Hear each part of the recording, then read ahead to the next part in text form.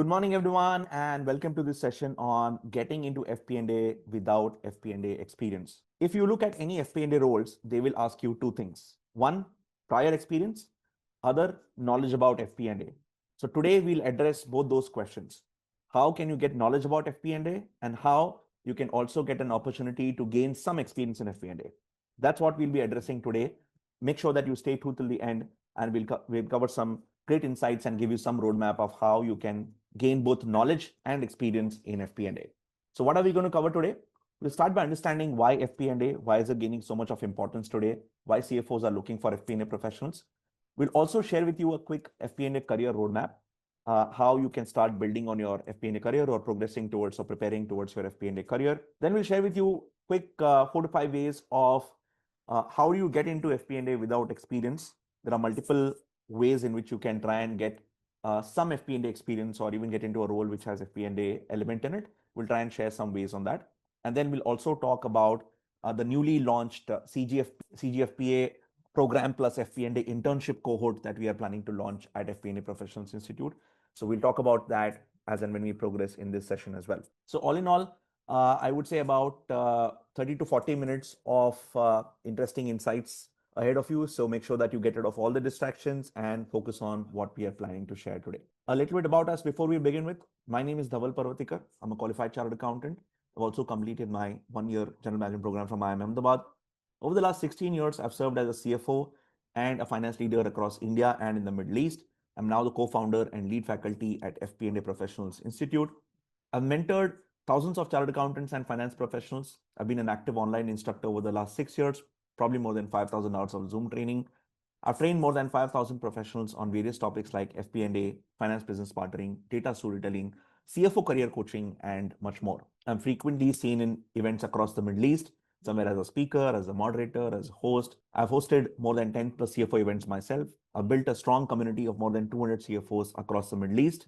We meet every quarter, share insights, exchange ideas, and we are a close-knit community as well. I'm happy to be joined by my co-founder, Asif Masani. Asif, a quick introduction from your end. Yeah, thank you so much for having me, Dhawal. And quickly about me, so I've been working in finance, very specifically in FP&A for over 12 years now.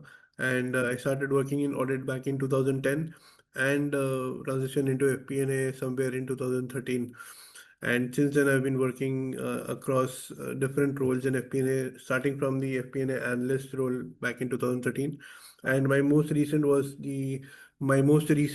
corporate role was the FP&A lead for APAC and India for one of the largest tech companies. So that has been my corporate journey. And then in 2023, we decided to start FP&A Professionals Institute.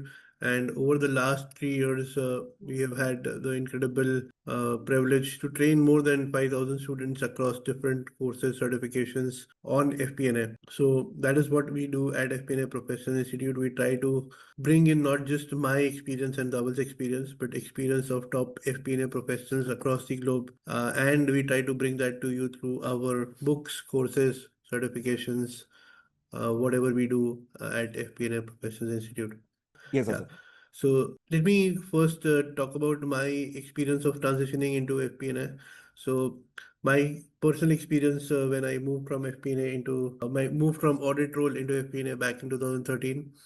These were the things that I feel were important for that transition. So I will first talk about the most important thing, which is conceptual understanding of FP&A. Although this was something that I lacked, and I will admit that I was lucky to get into the FP&A role without having strong conceptual clarity before getting into it. But if today I'm interviewing a candidate, and if I don't see a strong understanding of FP&A, what the function does, that probably is not going to be acceptable today, which was probably in 2013, 12 years back. Today, because there is so much of academic material available on FP&A, books available on FP&A, courses available on FP&A. The interviewer will expect you to the interviewer will be expecting you that you have gone through the basic material on FP&A and be able to at least understand what the FP&A role, what does the FP&A team do on a day-to-day basis, how does the FP&A month look like. So they will expect you to at least understand the basic function of FP&A. That is, I would say, the most important thing The next pillar I would say is your transferable skills, and this is, I would say, again very important.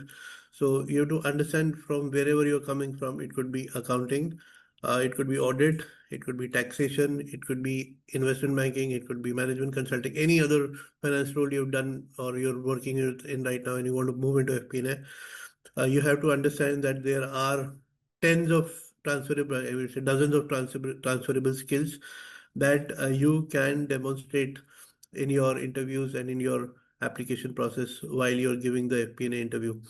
So you have to identify those transferable skills. Okay, for example, while I was working in audit, I was doing so many things that are applicable to it. I was working on large data sets or large volumes of data, which is one of the requirements for FP&A. I was doing something called as the overall analytical review for my audit clients, which is very similar to what you do in terms of variance analysis in FP&A. So you have to identify where are the transferable skills that you can bring in and bring those out in your resume as well as in your interviews. So I think that is one of the most critical pillars of how you prepare for FP&A roles. Okay. Now, next comes your certifications. So, what the certifications like the certification that FP&A Professionals Institute and the other FP&A certifications that are available, they do is they help you bridge the gap between your understanding of the FP&A role, which is again building upon the conceptual FP&A understanding, and what is the understanding that you can learn from experts. Okay, so by taking one of these certifications, what you could do is you could bridge 2 to 3 years of your experience working with somebody who has been working in FP&A for over a decade. You could gain that experience in a matter of 3 to 6 months. So again, I would say FP&A certifications are important. I'm not talking about the paper value of the certification or the degree. I'm more talking about the experience that you gain while you are doing that certification and your ability to implement those things in the interview and also on your FP&A role. So certification is definitely one of the important things, especially the practical aspects of implementing whatever you learn. Yeah. And then finally comes your networking skills and mentorship. So once you have a good conceptual FP&A understanding, once you know what are the transferable skills and you're able to communicate that, once you have done 1 or 2 good certifications in FP&A, then it comes down to your skills in communication, networking, how well you are connected to people, and also how are you applying for roles where there is a requirement. So I would say together all of these usually contribute to you getting into your FP&A role or the role that you are aiming at. So once you have your transferable skills, so once you have done at least one certification in FP&A, and once you are able to have a decent network of people that you're connected to, so you could reach out to somebody who's working in FP&A and who's 5 years experience in FP&A and just message them on LinkedIn and ask them, okay, I'm really interested in your profile and I would like to learn more of what do you do in your profile on a day-to-day basis. And that is how you start building your network and you start understanding what the FP&A people do. Okay, so I think that is a good start, and I would say not all people will accept your connection and they will be open to the conversation. But if you reach out to say 5 people, at least 1 or 2 people will respond, and they will be happy to share their experience. Okay, so once you have all of these things, it is now up to you to perform in the interviews, take the next step in terms of making sure that you clear the interview rounds, which is going to be some technical rounds and some rounds by the FP&A teams or the FP&A director. And eventually, if you give enough number of interviews, I would say on an average, people take 3 to 4 interviews to get their first offer letter. So if you do all of this right, and if you give at least 4 or 5 interviews, you should be able to land one offer after that. Awesome. I think this is a very interesting framework, Asif. And imagine, Asif comes from audit to now writing 3 best-selling books in FP&A and being co-founder of FP&A Professionals Institute. So I think that's a long journey that Asif has covered, and these are some great insights. A lot of people want to get into FP&A, but they're not ready to put in the work to get into FP&A. I think this is a great framework that tells you how do you need to put that work in FP&A. Thanks, Asif, for sharing that. moving on. So how do you break into FP&A? There could be 4 or 5 possibilities which will possibly get your first FP&A role, right? One could be an internal transfer. And I've seen many of my friends, when I started young as a chartered accountant, a lot of my friends got into audit, especially when we joined a large company. I joined one of the largest oil and gas companies in India. And then a couple of them got into internal audit, a couple of them got into taxes, right? And after a couple of years, they pitched for an internal transfer when they were eligible, and they were able to move into a business finance or an FP&A or a management accounting kind of a role, right? So especially no matter what role you are into, right? If you have some trust factor, or if you have some element of trust built with your internal employer, then there could be a possibility of them giving you to work on a project or consider an internal transfer. It may not necessarily be a pure play FP&A role, but it will be some role which has a little bit of more analysis than what it is right now, which is completely compliance focused. So internal transfers are one of your best bets to get into FP&A roles. Then voluntary or pro bono work. This is especially good for youngsters who are just starting out in their career. You can take some chances in the beginning of your career. You can take some chances to gain that right kind of experience. So I have seen many young professionals, even when in their final year of college, right? I have at least connected with two of those, two MBA finalists who I've connected with certain employers who were willing to give them part-time or voluntary FP&A related work as well, just to study the processes. Now, will you do some revolutionary job in this pro bono work? No, but at least it will give you an opportunity to look at how FP&A functions, look at how a budget is prepared, or look at certain processes in FP&A. So voluntary or pro bono work for a few months, not a long-term one, for a few months is a great way to break into FP&A as well. The third thing is hybrid finance roles. This, I believe, is the most underestimated way to get into FP&A. So many times when I get approached by audit or taxation or accounting related professionals, they aim to apply for pure play FP&A roles, which has 100% FP&A. But instead, if you look at a hybrid role, like there could be many companies which are smaller to medium term enterprises, which has a CFO and which has about 7 to 8 team members, 8 to 8 team members in finance and accounting team. Now, when it's a smaller setup, you want people who have multiple skill sets. You want the same person to prepare the budget as well. You want the same person to handle an audit as well. Now, that could also be one of your best bets. Apply for a role which has, let's say, a 70%, 30%, 70% compliance, 30% analysis, maybe 80-20, 80% compliance, 20% analysis. So even those roles at least will give you a window to talk about FP&A, right? And all of us started with roles like that. Nobody started into pure play FP&A roles. When I started my first role, the very first year, I did only compliance related stuff. And then in the second year, one of my seniors got transferred and they said, will you be able to handle the annual budgeting exercise? Okay, I said, okay, why not? So I collaborated with other departments, the people who were handling FP&A in other departments or budgeting in other departments, learned that, and then started picking up slowly. So even if it's a hybrid role, even if it has 10%, 20% analysis in that role, take your chances, because that will help you. That will become a good segue into getting a pure play FP&A role some years later. Then FP&A internships, right? So there could be plenty of opportunities where FP&A internships could come into play. For example, if you are in CA final, then industrial training is also an internship opportunity. When I was working with a large oil and gas company, we had I think about 8 to 10 industrial trainees who were in their final year of chartered accountancy. One of them was actually deputed under me, and I used to coach him on the budgeting, forecasting, and FP&A elements as well. So I think FP&A internships are also a great opportunity.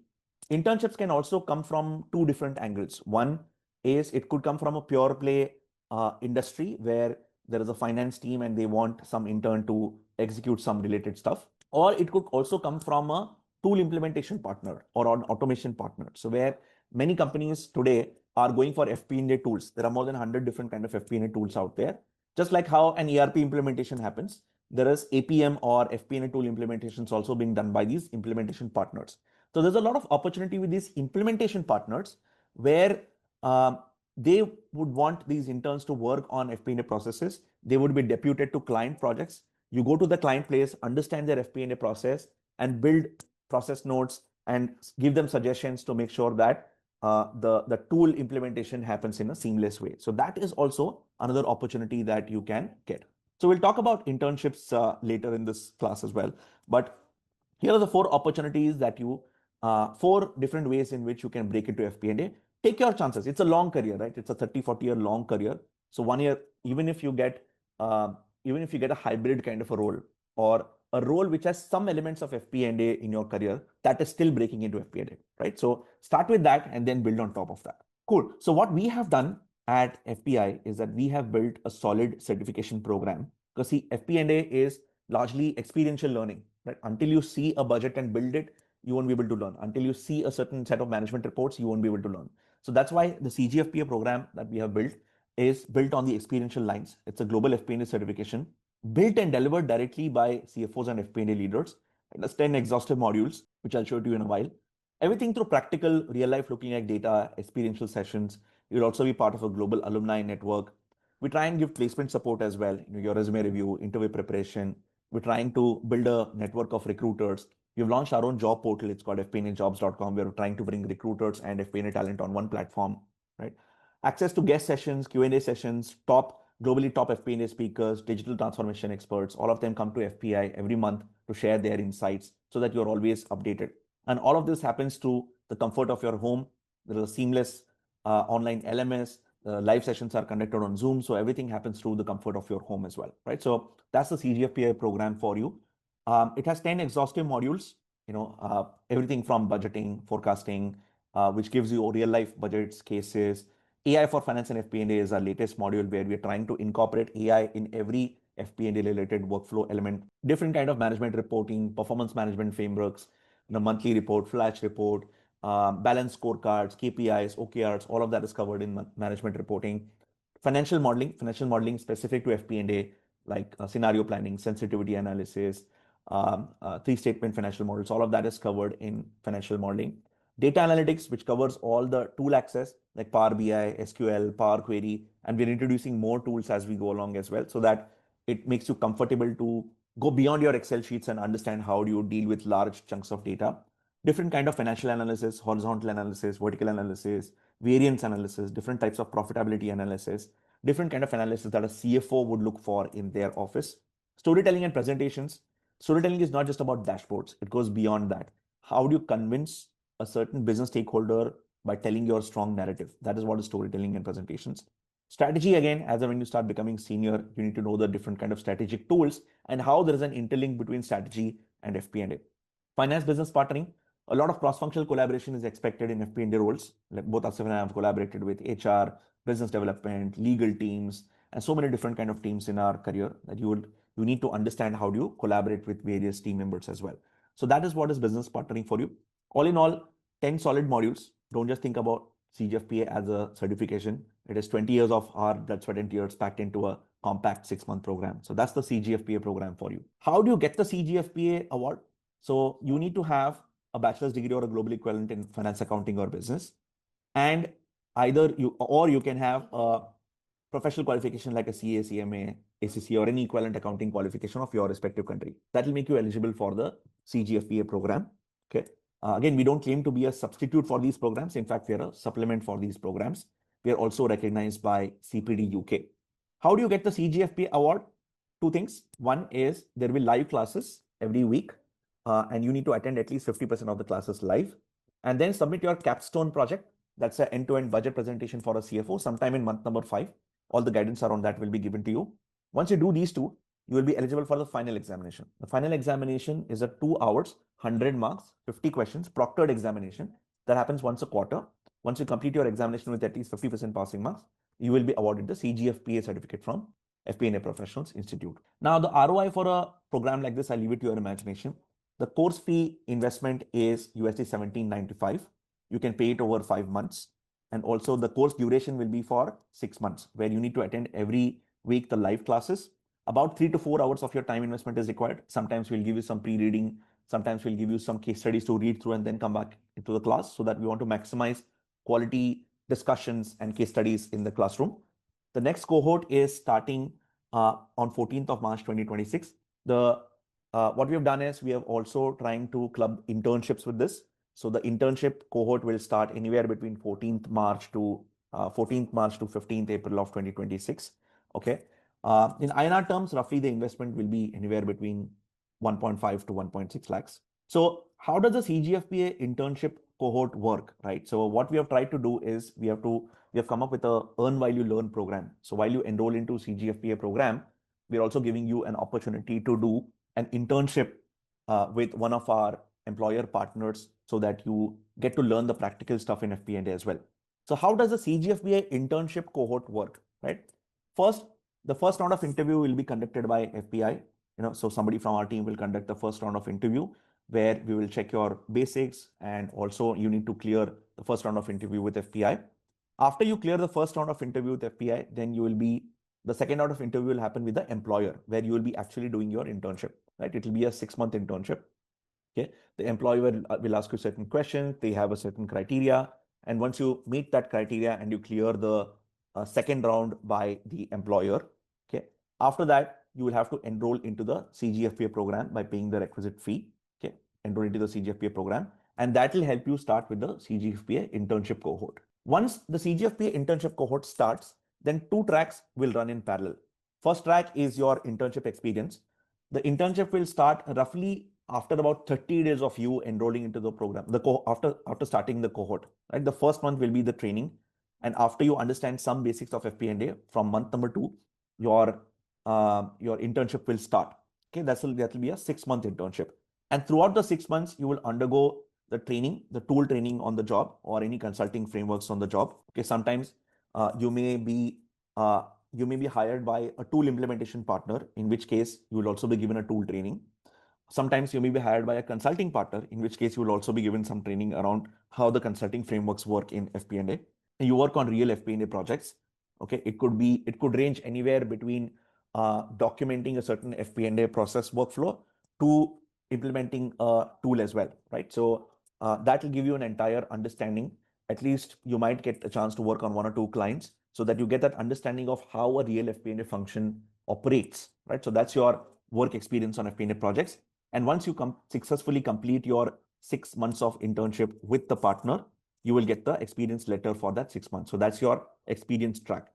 In parallel, while you are undergoing the internship, you will also be required to attend the weekly classes, which could typically be on Fridays or Saturdays, depending on how the agreement is with the employer, right? And you will attend these weekly classes. Weekly classes will go on for about 4 months or so. And there we'll be covering all the basics of FP&A, the 10 modules that we mentioned to you about. And somewhere in month number 5, you will be submitting a capstone project. And once you submit the capstone project, whenever the next attempt is, you will undergo the CGFPA final examination. And after you clear the final examination, you will get the CGFPA certificate. So these 2 tracks will run in parallel. Okay, so this is a very unique opportunity that FPI is bringing to you. It's an earn while you learn kind of a program. Pretty much suitable for folks who are very young in their careers or very early on in their careers. That gives you a first-hand experience of how FP&A function operates, and you will get to understand a lot of FP&A processes as well. Cool. So Asif, you want to add anything on this slide? Yeah, I can probably add saying that this is not for everybody. This is only for people who are early on in their careers and they are looking for their first internship, or who have 1 or 2 years of experience in accounting audit and they want to move into FP&A, and they are ready to invest the 6 months for learning and doing the internship parallelly. So this is especially for not somebody who has 5+ years of experience, who's already at a certain level and who's at a certain level of pay. They should not be getting into it.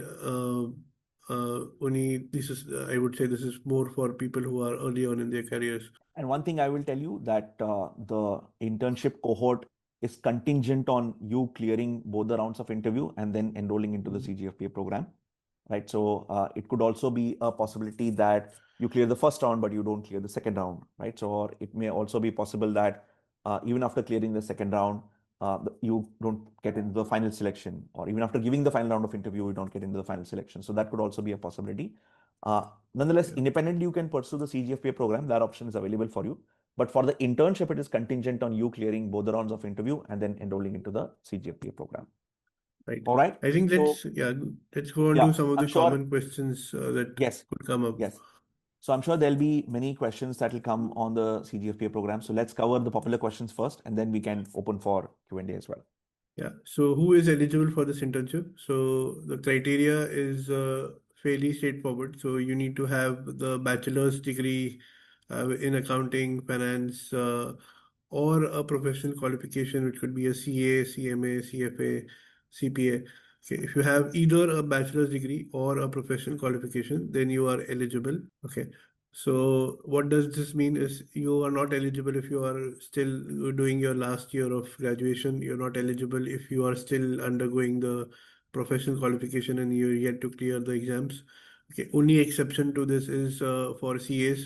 If you're doing your CA from the Institute of Chartered Accountants of India, which is India ICAI Institute, and if you have completed the intermediate level of exam, okay, then you are eligible. Apart from that, in most cases, you will not be eligible unless you've either cleared your graduation or your professional qualification. The only exception is the CA qualification, where you need to have the intermediate level minimum.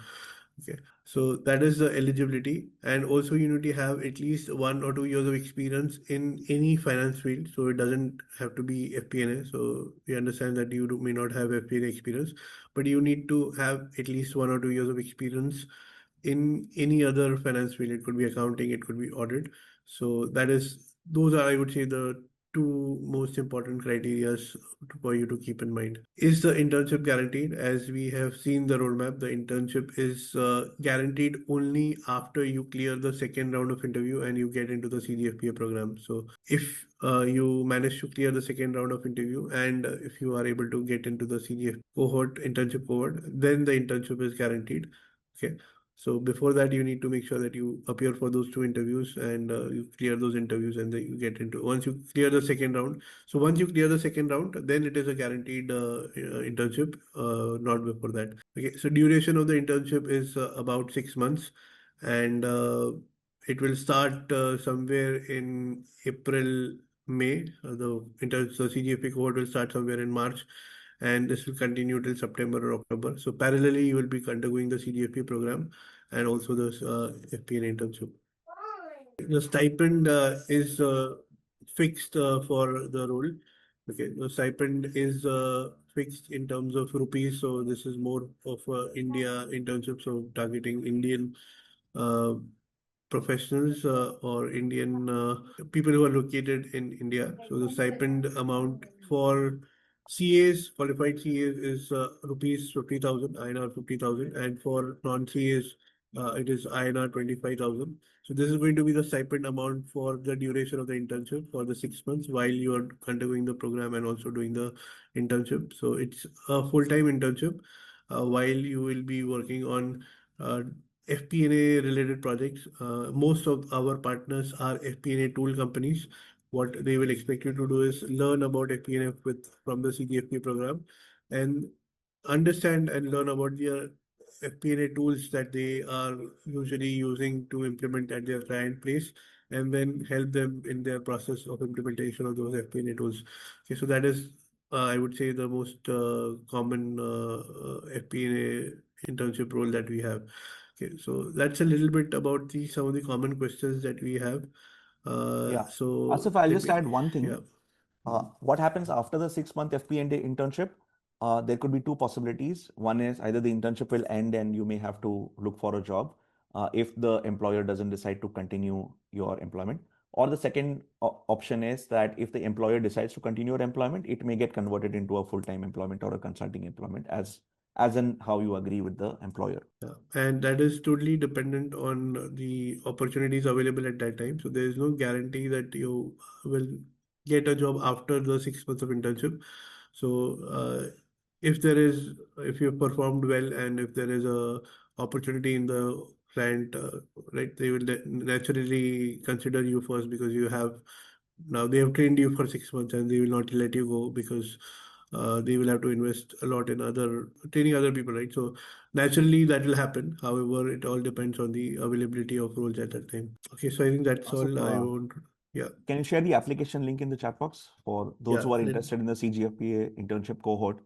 Please make sure that Yeah. you fill in the application. The round of applications will close on 28th of February. So if you're interested in the internship, then fill in your application. Once you fill in the application, or somebody from our team will reach out to you to check your eligibility. And then if you're eligible, then you are then you will be scheduled for the first round of interview. Okay. Again, there have been tons and tons of testimonials from multiple CGFPA participants in the past. So you can reach out to any of them and they'll tell you how CGFPA program has been useful for them. FP&AJobs.com is our latest initiative. Make sure that you create a detailed profile on FP&AJobs.com. Hopefully your next opportunity will come from FP&AJobs.com. Yeah, happy to take any questions, any thoughts about the program or about the internship that you might have. Thank you.